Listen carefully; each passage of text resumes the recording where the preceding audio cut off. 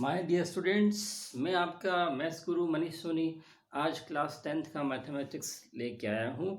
Exercise 3.4 का question number 2 की हम लोग वर्ड प्रॉब्लम को डिस्कस कर रहे थे। आज उसी की क्वेश्चन नंबर 2 की फोर्थ वाली जो वर्ड प्रॉब्लम है उसके ऊपर डिस्कस करते हैं। थोड़े से क्वेश्चंस ये स्टूडेंट्स लेंदी है, इसलिए वीडियो की थोड़ी सी लेंथ भी ज़्यादा हो रही है, बट कोई इशू नहीं है। आप इसको डिटेल में समझते हैं स्टेप बाय स्टेप। सबसे पहले क्वेश्चन को रीड करते हैं कि क्वेश्चन क्या है। देखिए, Meena went to a bank to withdraw ₹2000. She asked the cashier to give her ₹50 and ₹100 note only. Meena got 25 notes in all. Find how many notes of ₹50 and ₹100 she received. देखिए मीना, आप इसको question की theme को समझिए। Meena bank में जाती है, उसे 2000 रुपये का अमाउंट विड्रॉ करना है। बैंक में कैशियर को क्या कहती है मीना कि उसे आप क्या करना, 50 रुपीज़ के नोट्स और 100 रुपीज़ के नोट्स में 2000 रुपीज़ दीजिएगा। 50 रुपीज़ और 100 रुपीज़ के नोट उसे कितने मिलते हैं? 25 मिलते हैं। ठीक है फ्रेंड्स, तो स्टूडेंट यहाँ पे क्या है, दो इक्वेशन बनेगी। एक इक्वेशन हमारी नोट्स की क्वांटिटी से बनेगी और दूसरा इक्वेशन हमारी फॉर्म होगी नोट्स के अमाउंट से। तो हम लोग इक्वेशन को फॉर्म करते हैं।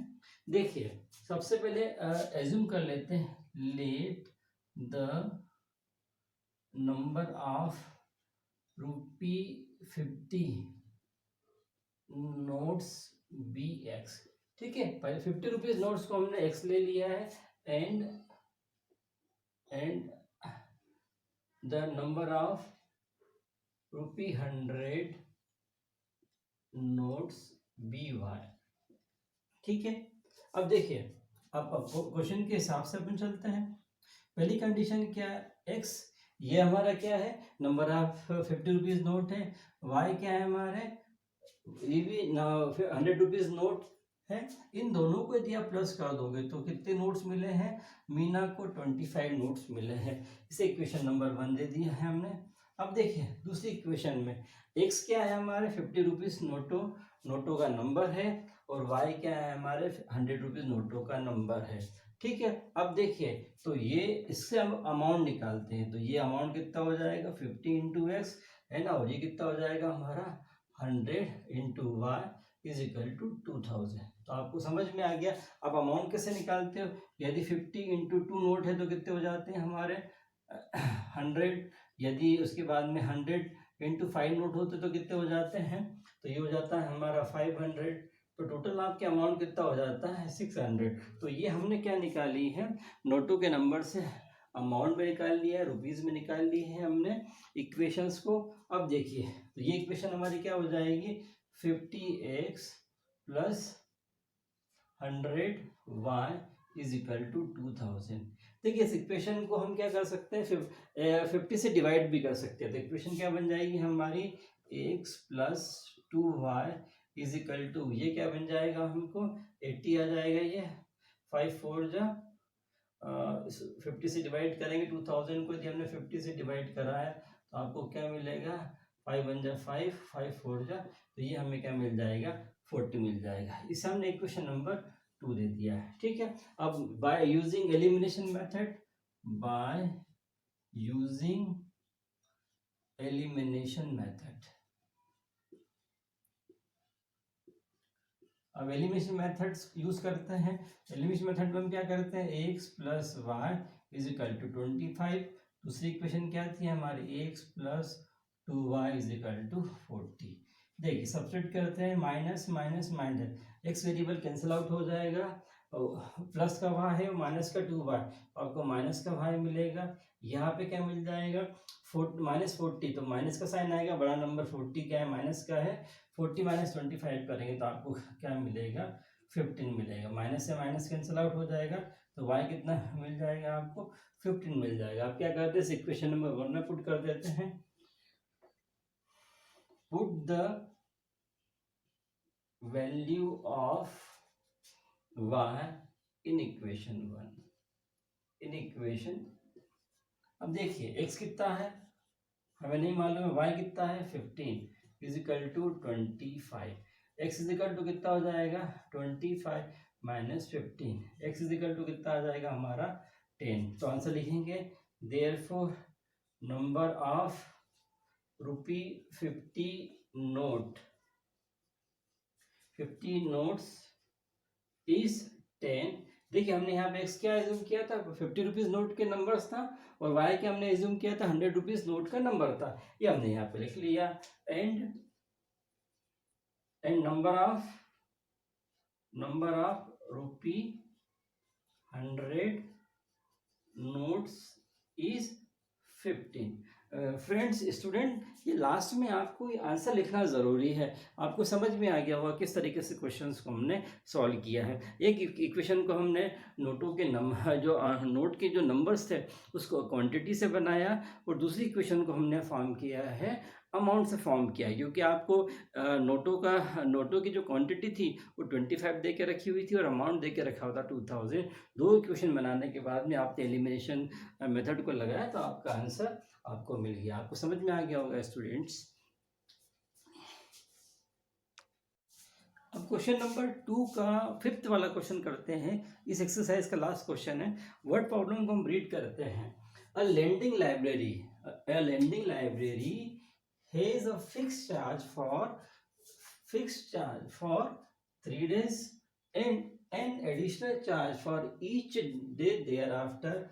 Sarita paid ₹27 for a book kept for 7 days, while Sushi paid ₹21 for the book she kept for 5 days.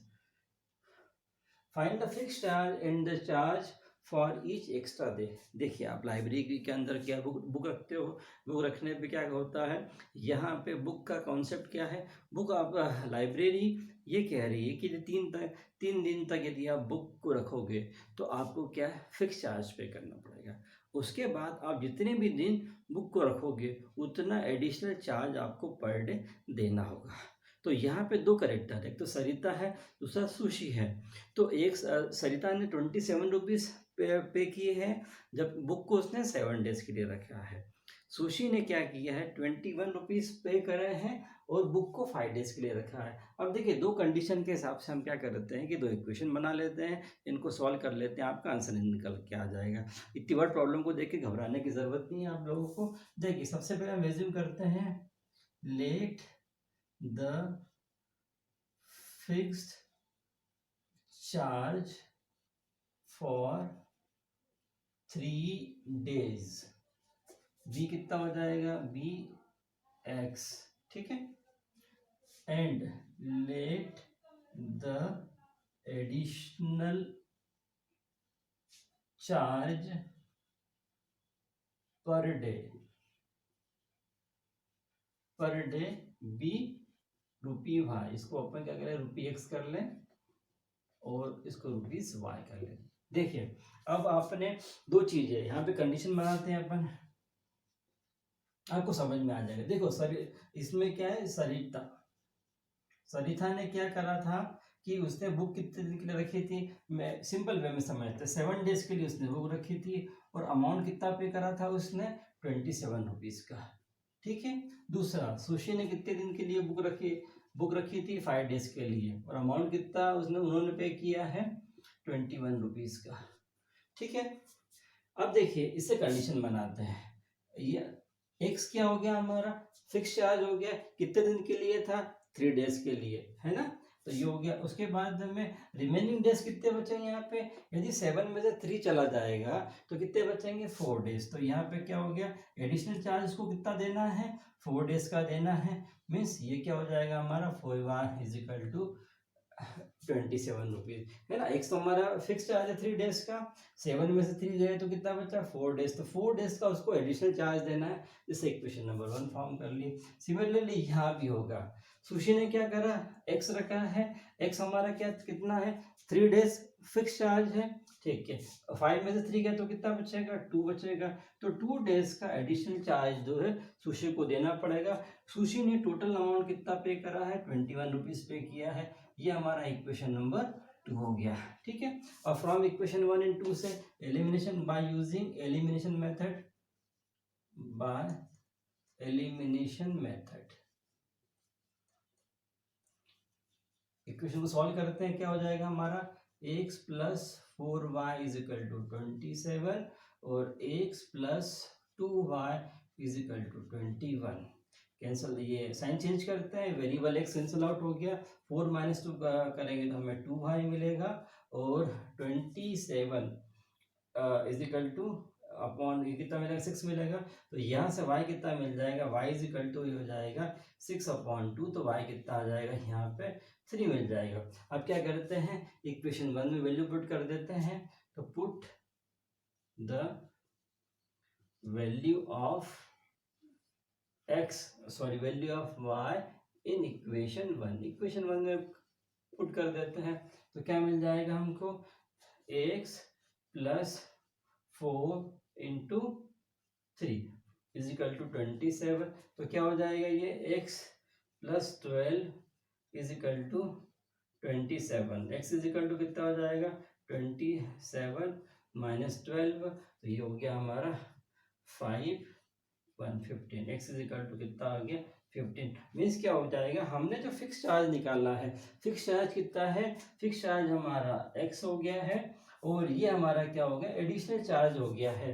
तो एडिशनल फिक्स चार्ज कितना पे करना पड़ेगा, सरिता को जो है, अब हमसे क्या पूछा है कि find the fix charge in the charge for each extra day, तो ये क्या हो जाएगा, आंसर लिखेंगे तो additional charge per day ₹3 and charges fix charge for 3 days ₹15, तो ये हमारा आंसर हो गया।